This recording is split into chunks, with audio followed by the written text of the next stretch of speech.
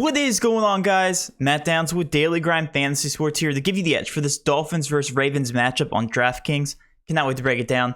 Before we jump into it, guys, just want to give a quick update on my medical issue. You guys who have been watching the channel know that I dealt with something about a week ago. I got diagnosed with Bell's palsy. If you guys don't know what that is, I'm not going to explain it. Go ahead and look it up on Google. But I can't move the right side of my face still. It is getting somewhat better at a slower pace than I would have liked it to be, but nonetheless, it is getting better, so it's progress. So I do apologize for some of the words that don't come out right. Again, it is very hard to use the right side of my face still, and if you guys notice, whenever I blink, the right side of my face doesn't react as quickly as the left side, so my eye like blinks at a slower pace. It's like something out of a Halloween horror movie or something. But anyway, I do apologize for that. I know you guys who are here for the content don't really care. If you guys do care, just cover the left side of your screen. I'm as ugly as they come, so this just makes it worse. So let's go ahead and focus on this game here. Baltimore Ravens versus the Miami Dolphins. A 46.5 over-under. Baltimore is favored on the road by 7 points. A very interesting spread here. I expected Baltimore to actually be favored by more because Miami looks to be one of the worst teams in the NFL after dropping to my Jags. They still might be worse, or they still might be better than the Jags, that being said. But 46.5 over-under. So our defense is in play. I would say yes, they are in play. For me, you guys know I'm a psychopath. I'm going to full fade them because the ownership on these guys are up a decent amount here, 15.8% and 12% owned. I think that's a little bit too high. Again, we rarely see defenses make the optimal. We saw the Titans, I believe, make the optimal when they beat the Rams because they scored a touchdown. That's the only case when defenses will make the optimal. So you guys already know my stance. Very unlikely for these guys to make it. 15.8%, 12.6%. If you do the math here, that's almost 30% owned. You're initially knocking off 30% of the public just by fading the defenses. A very low chance for them to make the optimal. Doesn't really make sense to me. So I'm going to be full fading them in GPPs and in cash. I don't think either one of these defenses are viable in cash. That being said, let's actually focus on the Baltimore Ravens side. Let's go to the quarterback position, and we're going to talk about Lamar Jackson. By the way, we are doing a $25 giveaway that we will be announcing this Friday.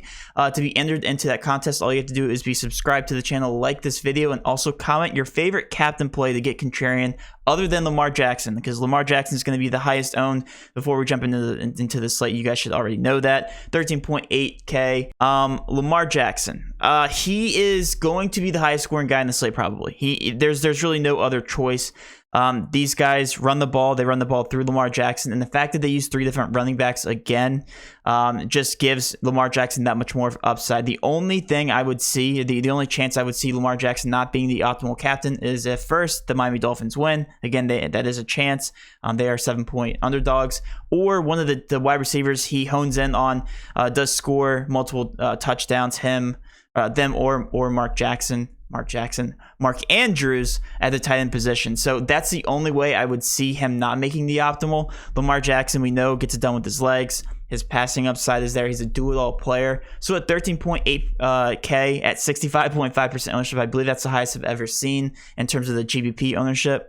He is going to be the focal point of your build. In cash, you don't fade Lamar Jackson. You don't even fade him in the captain spot. In GBPs, sure, you can get crazy and fade him there in the captain position. Switching over to the running back position here, we have Devonta Freeman at 20.3%, showing a 9-point projection. Again, these are the industry averages loaded in. Tyson Williams at 2.3 projected points at 1.2K, and then Le'Veon Bell at 5.4K. So if we take a look at the snap counts here, this was very interesting. I actually had to do some research myself. Going back to week 9 here, Devonta Freeman was on the field the most of the 3 running backs at 58% of the snaps.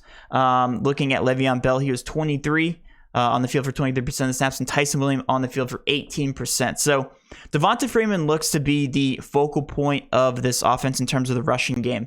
Devonta Freeman, we know, historically does catch balls out of the backfield, does get receiving targets, as you guys saw in the box score here. Looking back to last week, he got 3 targets for 2 receptions, 4 yards, and he did get a touchdown through the air. So I do think that gives Devonta Freeman a decent amount of upside here at his price point.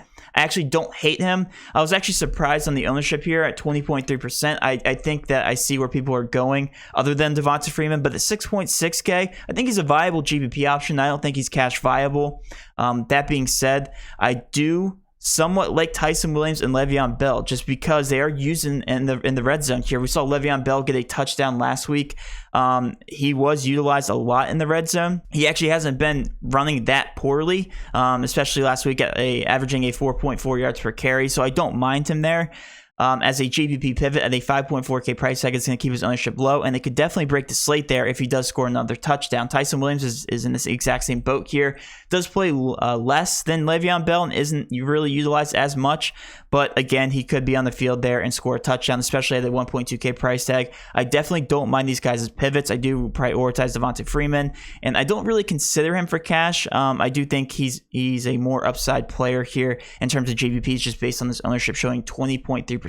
He's not really landing in a lot of my builds as of right now. Switching over to the wide receiver positions here, we have Marquise Brown at 27.6% ownership, Rashad Bateman at 18.5%, Sammy Watkins, who by the way should play at a 5.6K price tag. This is gonna be the first time we saw this 3 wide receiver set looking at the Baltimore Ravens for the first time this entire season, so this will be interesting. Duvernay priced down at 4.8K, and then Miles Boykin is the other active wide receiver on the depth chart here at $200 at a projection of 0.2 points. So, like I said, we haven't seen these 3 wide receivers play yet together up to this point in the season. So if we take a look here, Bateman played 63% of snaps last game, Duvernay 49%, but that was without Sammy Watkins on the field. And Sammy Watkins was heavily involved in the offense when he did play, and he did exit the game there in week 9. So very interesting picture here. When we take a look at the official Ravens depth chart here, it goes Marquise Brown, Sammy Watkins, and Rashad Bateman. So these guys should see heavy doses of volume and being on the field in general. Marquise Brown is still that wide receiver number 1. I don't know if he deserves that 11K price tag. I don't think he's cash viable at that price tag. I do think Rashad Bateman is, though, at a 5.8K price tag.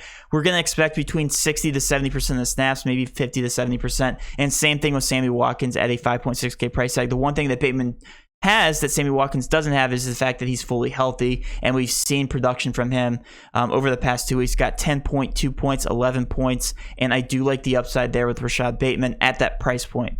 Sammy Watkins, you can say the exact same thing. I think he's more of a GPP play because he's carrying lower ownership, and just, with the amount of volume that Bateman's been getting, I don't know how Sammy Watkins is going to fit into this offense here. And Duvernay really flies behind the radar, or under the radar rather, a 4.8K price tag. Really don't see any value there, especially if he's going to take a backseat to these 3 wide receivers. He could only see about 20% of snaps. I think that might even be a little bit aggressive. Definitely just a GPP option. If he does happen to catch a touchdown, yes, he's going to break the slate, but only showing 3.3% ownership. But right now, I do consider Rashad Bateman as a last piece in cash just because of the build type. And I do like him here at as a value play. Probably my 3rd favorite value play on the slate at a 5.8K price tag. Last but not least here, we have Mark Andrews at a 27.9% ownership. He is the wide receiver, I guess you could say wide receiver 1 in this offense. I do prefer him over Marquise Brown. 8.8K. He's also stepped up in terms of production as the season has progressed. He's still getting 10, 7, 6, and 13 targets over his past 4 games.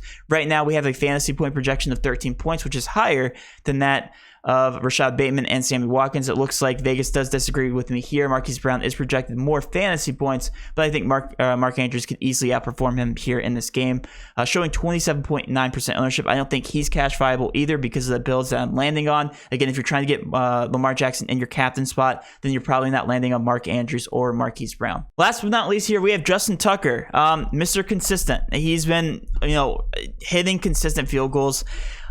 He is my favorite field goal kicker here on the slate. Right now, the Dolphins are letting up the most points against opposing kickers, so everything points to Justin Tucker's favor. He is my favorite value play. I know he's not a sexy pick, but at a 4K price tag, I really don't get that there. Justin Tucker is the best kicker in the NFL, and at a 4K price tag, really no need to get different there, especially if this does turn into a field goal kicking game. So I do like Justin Tucker here at a 4K price tag. Last but not least here, we have the Miami Dolphins. These guys should be playing from behind. Therefore, a little bump here to Jacoby Brissett, even though it's not official that he is starting quite yet. Tua is technically questionable, but they are leaning here towards Jacoby Brissett. So if Brissett does play at a 9.8K price tag, if the Dolphins are going to get anything done, it's going to be through Brissett. And again, a 9.8K price tag really isn't that much for somebody who's going to be throwing a majority of the game here. So I don't mind him here. Should be one of the higher scoring guys on the slate, assuming that they do well and keep up with the Ravens. But yeah, should be a focal point in cash builds, and you should also pair him with any wide receiver in the captain spot or tight end to increase that upside. You should always pair your quarterback with a skilled player in the captain spot. Switching over to the running back position, Myles Gaskin, 9.4K, definitely not cash viable in my opinion. The one thing he does have playing in his favor is he is utilized as a receiving back, so utilized out of the backfield here, gets a lot of PPR upside. So pairing him with Jacoby Brissett might not be a bad idea, especially if you believe that the game script is going to favor them throwing from behind. 28.1% ownership. Definitely more of a JVP play, though. I don't think he's safe regardless. I do like Brissett over him if you're looking to pay up at 9.8K or 9.4K. That being said, Ahmed here at $800, projected at 2 fantasy points. I don't hate him for value. The only thing with him is they do prefer Gaskin overall out of the backfield. Right now, he's showing consistently between 20 and 30% of the on-field snaps. So I don't hate him as a last piece. I don't think he has tremendous upside. It's not like they favor him in close games. So if Myles Gaskin is out there, expect him to outperform Salvon Ahmed in terms of volume. So I do like Gaskin. I do like Ahmed. Only for GBPs, though. They're just okay options. Their price points make it very scary to land on. At a 9.4K price tag, though, just going to consider Gaskin for GBPs. Switching over to the wide receiver position, this is one of my favorite value plays in the slate. I'm just going to jump right to it here. Matt Collins at a 4.2K price tag has seen tremendous volume. Don't really get the ownership there. I think he's one of the more obvious plays on the slate here. Matt Collins at 80% of the snaps last week, and especially with all of these injuries out, Devontae Parker's out, Merritt Ford, Will Fuller, Preston Williams is technically playing, but he has not seen the snap counts that we're used to seeing from him. I don't know what the deal is here. He's been getting healthy scratches. If any Miami Dolphins fans are here watching this video, let me know what the deal is here with Preston Williams. Hasn't been playing that much. So Matt Collins looks to be the favorite here at a 4.2K price tag. He's fitting a lot of my builds, and right now we have him at a fantasy point projection of 10 points, which would easily cover that price point. Like him at that 4.2K price tag. Jalen Waddle at 8.2K is the favorite wide receiver in this offense. I don't mind him as a last piece. I don't think you prioritize him, but he's also showing decent ownership. And that makes sense because this is a team that's going to be playing from behind at a cheaper price tag than that of the Ravens, Mark Andrews and Marquise Brown. So I do like Jalen Waddle here at an 8.2K price tag. I do prefer Matt Collins. If you can get both Jalen Waddle and Matt Collins into your lineup, then I definitely don't mind that. Both showing decent fantasy point projections. If you're looking for a cheaper value, Albert Wilson technically does play about 20% of the snaps at a $400 price tag. Definitely could see him as a viable last piece in cash. Especially if you're trying to pay up for Lamar Jackson in that captain spot, but only showing 5.7% ownership. Definitely more of a GBP target in my opinion. Last but not least here, we have the tight end position here. Mike Gesicki, 30.9% owned. He is probably one of the better overall options on the slate in terms of upside. Comparing that to Jalen Waddle, it's going to be him or Waddle who's going to get a majority of the targets here with Brissett out. We know that Brissett does favor Mike Gesicki. He's been getting more volume when Brissett has been playing, so that's another noteworthy thing. 30.9% owned at 10.5 fantasy points, so definitely don't mind him here as a last piece in cash, and that price tag makes it kind of easy to get to him at a 7.4K price tag.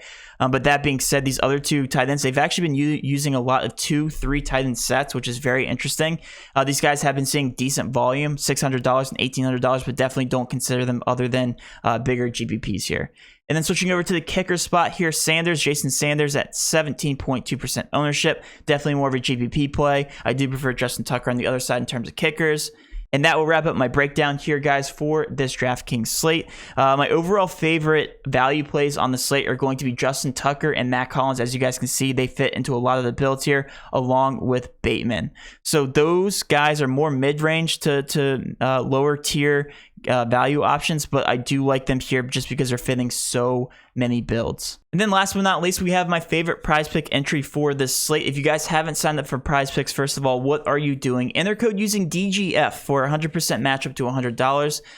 Helps us out, helps you guys out, and we give away a free entry on prize picks. You simply hit the over or under on any certain fantasy point projection, and that's how you win. So right now, I like Mike Gesicki at 10.5 fantasy points. I'm going to expect him to hit the over on that, just being one of the better wide receivers here on the slate, and with that wide receiver core just being out, I just looked for Mike Gesicki to get more opportunities here in this game against this Baltimore Ravens defense. And that will wrap up my video, guys. Hopefully you did enjoy this video. If you did, please do hit that subscription button, notification bell, and of course smash that like button for all of our future NFL content. With all that being said, have a great rest of your day, and let's cash.